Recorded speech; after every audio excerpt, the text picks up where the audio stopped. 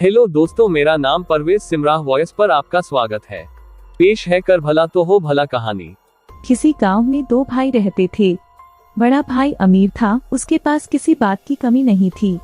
छोटा भाई गरीब था, मेहनत मजदूरी करके पेट पालता था। एक दिन दोनों भाइयों में बहस होने लगी। बड़े भाई ने कहा, भले का भला नहीं होता, आज की दुनिया में भले को भीख भी नहीं मिलती, इसलिए दूसरे का चाहे बुरा ही क्यों ना हो, अपने भले की बात पहले सोचनी चाहिए। छोटे ने कहा, भैया कष्ट औरों को हो, ऐसे में अपना भला कैसे हो सकता है। बड़े ने कहा, चल हम गांव में लोगों से पूछ लेते हैं। तेरी बात सही निकली तो मेरे पास जितना धन है वह सारा तेरा, और मेरी बात सही निकली तो जो तेरे पास है वह सब कुछ मेरा। छोटे ने कहा, ठीक है चलो, और दोनों गांव में निकल गए। गांव में पहुंचकर एक से पूछा, दो से पूछा, तीन से पूछा, सभी लोग यही कहने लगे कि आजकल भलाई का जमाना ही नहीं रहा। भलाई करने वाला तो भूखा मरता है, भले आदमी का कहीं गुजारा नहीं होता, और जो बुरी राह पर चलता है वह खूब फलता फूलता है, धन धान्य से सुखी रहता है। अब छोटे भाई के पास जो खेत का छोटा टुकड़ा था वह भी शर्त में हार गया। अब वह दाने दाने को मोहताज हो गया। बीवी बच्चे भूखे मरने लगे, खाने को कोई उधार भी नहीं देता था। वह अपने बड़े भाई के पास गया चावल उधार लेने के लिए। सोचा बड़ा भाई है, वह दे देगा। उसने बड़े भाई से कहा, भैया 10 किलो चावल दे दो, घर में अन्न का दाना तक नहीं है, बच्चे भूखे मर रहे हैं। बड़े भाई ने तुरंत कहा, पैसे दे दो और जितना चाहे चावल ले जाओ। छोटे ने कहा, पैसे तो नहीं है। इस पर बड़े भाई ने कहा, तो फिर अपनी एक आंख दे दो। छोटे ने सोचा मजाक कर रहा है, चावल के बदले आंख तो नहीं लेगा, पर बड़े ने चावल के बदले एक आंख निकलवा ली और 10 किलो चावल दे दिए। यह देखकर उसके बीवी बच्चे रोने लगे कि तुमने यह क्या कर दिया, थोड़े दिन तो आराम से निकाल लेते, फिर अनाज खत्म हो गया। छोटा भाई हार कर फिर बड़े भाई के पास गया। उससे अपने भूख से बिलखते हुए बच्चे नहीं देखे जा रहे थे। बड़े भाई ने फिर कहा, दूसरी आंख दे दो, चावल ले जाओ। छोटे ने दूसरी आंख भी निकलवा दी और चावल ले आया। घर पर बीवी बच्चे देखकर रोने लगे, तुमने ये क्या कर दिया, अब क्या होगा। छोटे भाई ने कहा, अब मैं अंधा हो गया हूँ, लोग मुझे भीख दे देंगे, तुम मुझे सड़क के किनारे बैठा आना।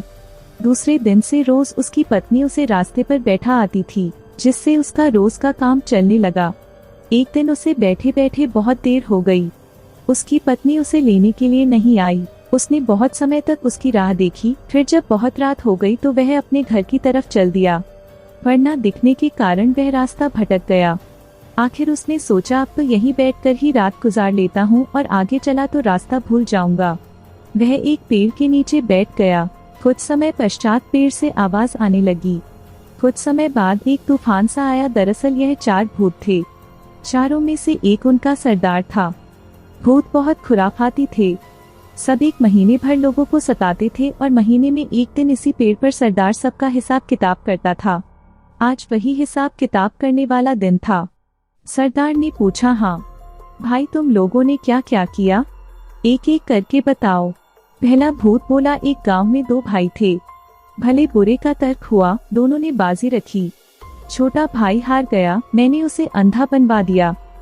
सरदार बोला, बहुत खूब, अब अंधा ही बना रहेगा, वह क्या जाने कि इस पेड़ की तली की ओस लगाने से उसकी आंखें ठीक हो सकती है। दूसरा भूत बोला, मैंने रामनगर जिले के सारे नदी, नाले, झरने, तालाब, कुएं, बावड़ी सब कुछ सुखा दिया है। पानी के लिए हाहाकार मचा हुआ है, कई कोस तक पानी नहीं है, सब यूं ही तड़प तड़प कर मर जाएंगे। भूतों का सरदार बोला, बहुत खूब, प्यासे मरे सब, उन्हें क्या पता कि वहीं पहाड़ के तले से 7 मिट्टी की परतें हटा देने से पानी फिर आ सकता है। तीसरा भूत बोला, सरदार, राजा की बेटी की शादी होने वाली थी, नगर में खुशियां मनाई जा रही थी, पर मैंने राजकुमारी को गूंगी बना दिया, जिससे उसकी शादी नहीं हो पाई, महल में मातम छा गया है। सरदार ने कहा, वाह बहुत खूब, वह गूंगी ही रहेगी, किसी को क्या मालूम, इस पेड़ की झूमती जटा को पीसकर पिला देने से वह बोलने लगेगी। खैर चलो, 1 महीने बाद इसी दिन फिर यही मिलेंगे। एक तूफान सा उठा और चारों भूत चले गए।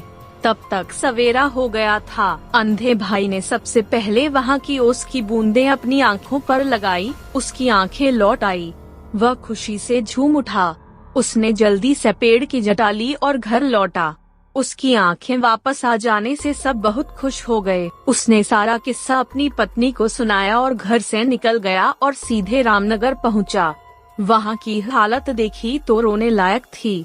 सूख कर धरती फट रही थी, कहीं एक बूंद पानी नहीं था, हाहाकार मचा हुआ था। उसने पहाड़ के नीचे से मिट्टी की 7 परतें निकाली ही थी कि फिर कुएं, तालाब और झीलों में पानी ही पानी हो गया। वहाँ के राजा ने उसे अपार धन दिया। फिर वह राजा के महल में जा पहुँचा। जाते ही उसने कहा, महाराज, मैंने सुना है कि राजकुमारी गूंगी हो गई है, मैं उसे ठीक कर सकता हूँ। छोटे भाई ने झट से पेड़ की जटा को पीसकर राजकुमारी को पिला दिया और राजकुमारी बोलने लगी।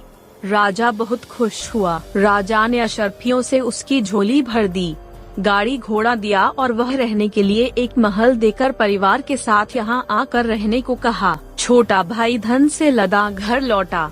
उसके परिवार में खुशी की लहर दौड़ गई। बड़े भाई ने देखा कि उसकी आंखें भी आ गई और इतनी दौलत भी। वह ईर्ष्या से जलने लगा। उसने छोटे भाई से माफी मांगी, गड़बड़ाया कि उसे भी राज बता दे। छोटे भाई को दया आ गई, उसने सारा राज बड़े भाई को बता दिया। बड़ा भाई भी उसी जंगल में गया, उसी पेड़ तले बैठा। फिर वहीं तूफान आया और भूतों की आवाज आने लगी। लेखा जोखा होने लगा। भूत कहने लगे, जो किया कराया था सब पर पानी फिर गया, जरूर किसी ने अपना भेद सुन लिया। भूत जब पेड़ से उतरे तो बड़े भाई को बैठा पाया। बस फिर क्या था, झट से उसका गला घोट दिया और बड़ा भाई वहीं पर मर गया। शिक्षा, भला करने वालों के साथ बुरा नहीं होता है, वह बुरा करने वाले के साथ बुरा होता है। मनुष्य को हमेशा संतुष्ट होना चाहिए। जो ज्यादा लालच करता है उसका हाल बड़े भाई के समान होता है। हमारे चैनल को सब्सक्राइब करें और वीडियो अच्छी लगे तो लाइक और शेयर करें।